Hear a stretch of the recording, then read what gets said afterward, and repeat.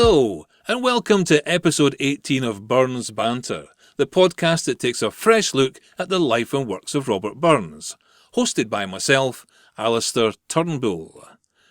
In this episode, I'm going to look at a very romantic song written by Robert, and the song is called My Love is Like a Red, Red Rose. Now, as normal in these episodes, we're going to ask some questions about that, the first of which is going to be, did Robert actually write the song? There'll be more questions after that. Then I'm going to read through the song as in like a poem. I'll just read it to you. I'm not going to sing it, don't worry. And then we'll finish off this episode with some interesting facts about the song. So let's dive straight in and start asking the questions.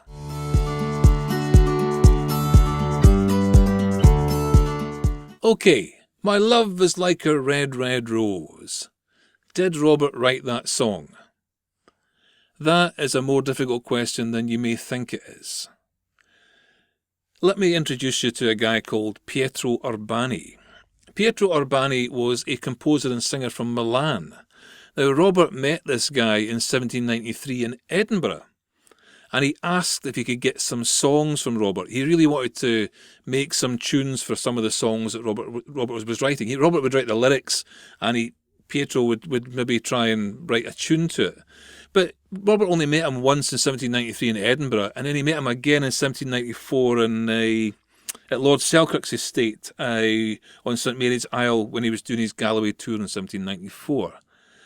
Now, Urbani asked Robert, and he also asked James Johnson if he could get some songs from the Scots Musical Museum. And Johnson obliged and gave him some. And Robert gave him a song that he said was an old Scots song that he picked up in the country. And the song he sent him was My Love is Like a Red, Red Rose. And he sent it to him so he could put a tune to it. But I don't think it can be a song that he picked up in the country. Because if you look at the language of My Love is Like a Red, Red Rose, it talks about geological time. You know, till all the seas gang dry, my dear, till the rocks melt with the sun. Now, that's a concept called deep time. We would call that deep time in modern thinking, you know. That geological type of thinking hadn't really been widely spread in Scotland until a guy called James Hutton came up with the idea of like deep time and geological movements and stuff. Now, Robert knew James Hutton. He met him in Edinburgh a good number of times. And he talked with James Hutton, mainly because James was also a farmer, and he'd discovered these geological anomalies in Scotland and was talking about this, you know, time it takes to cut through rock with water and all the rest of it. And I've no doubt they would have fired a great conversation between James Hutton and Robert Burns. But those concepts weren't available before, so I don't think it can be an old Scots song that he's picked up. Or if it is, Robert has vastly rewritten it with these concepts in mind. I mean, after speaking to James Hutton in 1793 and a few occasions in Edinburgh, in 1794 Robert did a tour of the Highlands and also the sort of the borders as well. And he walked along the banks of the Jed near Jedburgh, and in his Highland tour later that year, he went to the falls on the Tilt. Now, both those locations are locations that Hutton talked about as having geological anomalies. So did Burns go to these places to see if what Hutton was saying was true? Was he being affected by the thought of geological time? And did he put it down in the song, My Love is Like a Red, Red Rose? I think he did. I think he did take on board the concept of this deep time and write it down. Maybe it was an original old Scots song, but Robert has, in my mind, vastly rewritten it. Anyway, he sent it off to Pietro Urbani, who put a tune to it, and he published it in where did he publish it about? He published it in his Scots Songs in 1794, but it was with a different tune. Robert kind of fell out with him because Pietro then said that he was collaborating with Robert all the time, and Robert was giving him lots of songs, and he wasn't. And Robert eventually sent a letter to all his friends saying, I'm having nothing more to do with this guy. You know, he's an upstart. He's telling absolute falsehoods. So Robert cut off his friendship with Urbani just after 1794. Anyway, Urbani published My Love Is Like a Red, Red Rose with a different tune. That's how it came to be published. Now let's look at the song itself, and I'll read the words to you just now.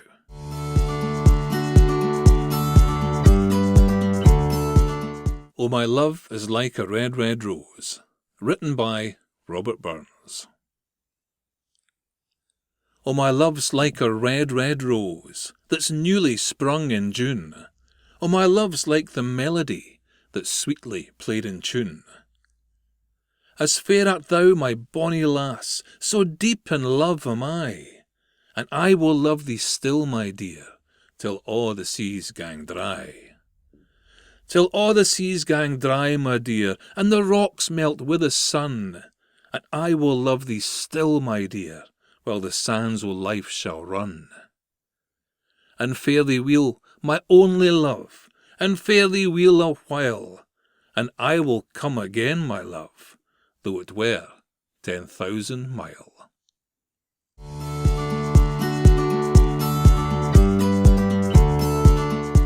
A beautiful poem, definitely, and a beautiful song. I urge you to look it up on YouTube. There's many, many good versions of it out there, especially from Eddie Reader. Check her out, it's excellent. There's a couple of words in there you might not understand. The first verse, it says, there's newly sprung in June. That means newly blossomed in June, okay? Till all the seas gang dry means till all the oceans dry up, okay? So, till all the seas gang dry, till all the oceans dry up. Now, one other question I get asked about this is, what rose? What rose did he look at that was a beautiful red, red rose? Now, the reason I get asked that question is because there was very few to almost no red roses in Scotland at the time. The red roses we all have in our garden and stuff now, they were introduced from a rose probably from China. And it was maybe 10, 15, 20 years after Burns had died that actually got introduced to Scotland.